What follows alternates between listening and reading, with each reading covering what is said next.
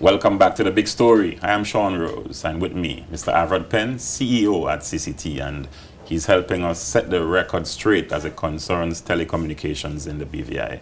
Mr. Penn, anti-competitive behavior. We just looked at the fact that CCT was charged. What about your telecom competitors? CCT was fined $50,000 by TRC. What about the others? Were they fined? Well, they have been fined in the past. I know that there's been some fines against our competitors, especially related to the Caribbean plans that they had within the BVI. We were saying that the TRC said that they were anti-competitive. Essentially what they said was they were charging us as a wholesale provider more to connect a call to certain of their affiliate networks in the Caribbean than they would even charge their competitors, their customers. Okay. And this is what they were fined for. The interesting thing, though, is that we have raised this complaint with the TRC because one of our competitors has changed their pricing to reflect this decision by the TRC, and one has not. And this goes right to the heart of the matter when we talk about regulation and regulatory parity, because we can't have the TRC allowing anti-competitive behavior because it frustrates our ability to try to compete. And this is still going on? It is still going on. That's what you're telling us? It is still going on. Well, let me be correct. We allege it's still going on. It has not been defined by the TRC. But if you read the TRC's ruling and how they define anti-competitive pricing, CCT is alleging that that is still going on. We've asked the TRC to look into it, and we're still waiting. But there's several things that we've asked the TRC for, as it relates to anti-competitive behavior, and there's been either a very slow response or no response at all. And that's one of our concerns really in the industry. When you talk about regulatory parity and being treated equally as every other carrier, when a carrier made a complaint about us, same thing when you talk about with the fine just now. It was investigated very quickly. I think it took 19 days, if my memory serves me correctly, for the TRC to investigate it, to publicly reprimand us, to fine us, so on and so on. We've had claims in the TRC in regards to anti-competitive behavior of our competitors, some of them for years, several for months. One being the claim with the anti-competitive pricing within the Caribbean. We also have a problem where one of our competitors, we've alleged, was using a foreign MCC code. That's the code that says what country you're in when you're here roaming within the BVI. I've had many people come to the BVI to visit me, and they come with a T-Mobile phone, and they would go to roam on this particular provider. I won't say their name here, and they get a message that says, "Welcome to Jamaica." This is a problem. And it's something that we've complained about, and it affects the industry in a very material way because the TRC has forbidden this practice, one, and yet we still believe it still continues to happen. And it also frustrates them in how do you really determine if that revenue was made in Jamaica or if it was made here in the BVI? And that goes to the revenue that's being collected by the government based on telecom, etc. And these are things that we want to make sure are done in a transparent way and they're fair to all that are concerned. Even when you start talking about spectrum, we have a situation where we have tested to see where everyone else's networks are. One of our competitors is operating a commercial network in spectrum that is not allocated to them. At least that's what we allege, based on the studies that we've looked at. And another one is operating a commercial network in spectrum that's allocated to us. And these have been reported to the TRC. And these have been reported to the TRC, and we're waiting. We're waiting for action. But this is one of the things when we're concerned. We don't want to be in the TRC and the government can't be afraid, or they can't be intimidated to regulate these big commercial entities, multinational commercial entities, to the detriment of a local company. So is it that, this is what I'm getting, that the regulatory agency is afraid to address matters concerning your competitors, but they are applying a big stick approach when it comes to CCT? That's how it feels sometimes. I wouldn't want to make that categorical statement, but that's certainly how it feels sometimes, and it's something that we have to continue to push back against.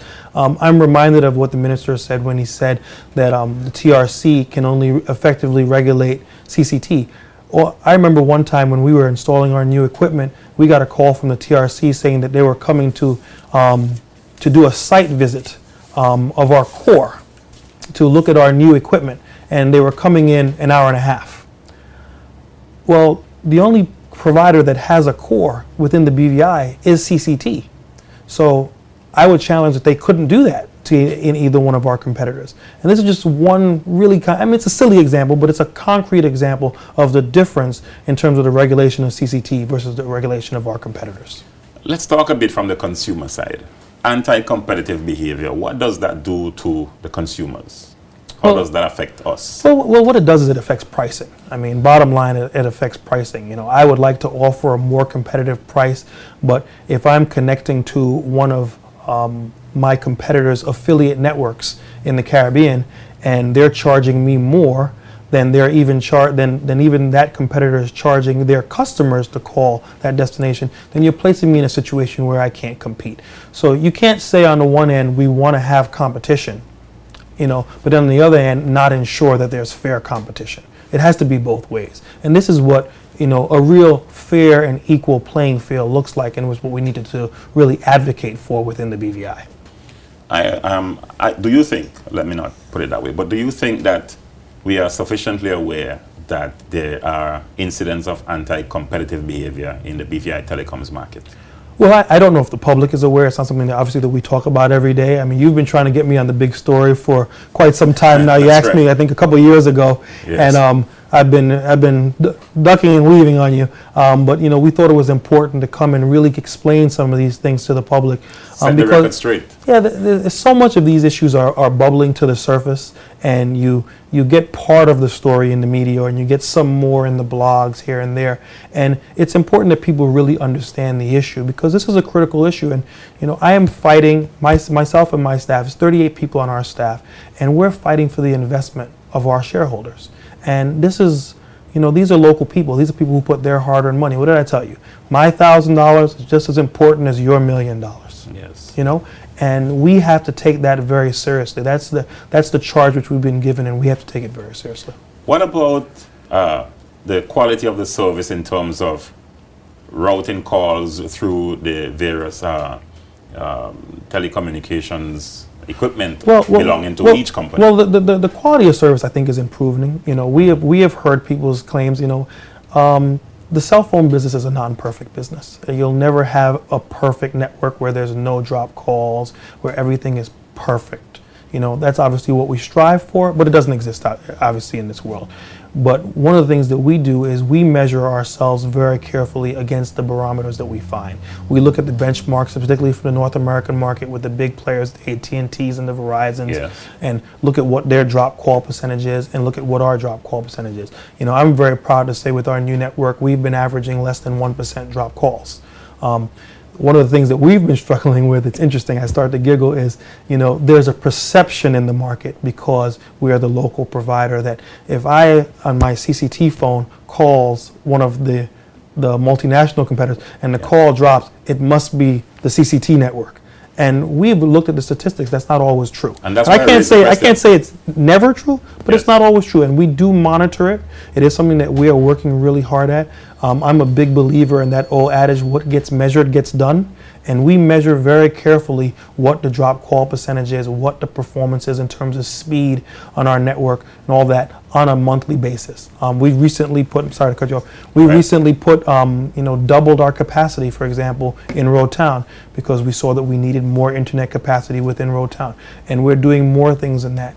We're anxious to bring the LTE technology to bear, because that's going to help us to bring even more capacity, because we're hearing the consumer, and we've made an investment to try to put ourselves in a position to solve those problems. Well, I asked that question taking into consideration anti-competitive behavior, and I was wondering whether or not, maybe sabotage is a strong word, but whether or not some of these interconnectivity I would like to think that's not happening. I personally would like to think that's not happening.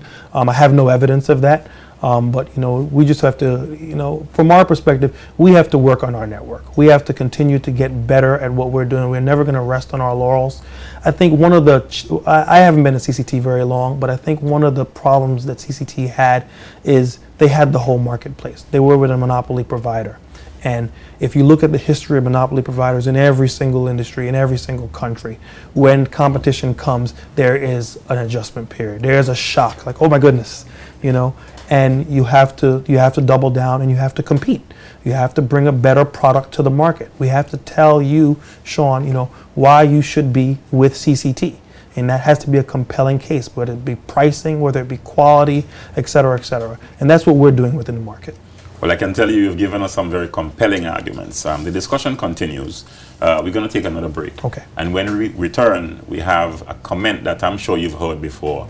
Oh boy. I would like you to respond to that particular comment. The big story continues in a moment.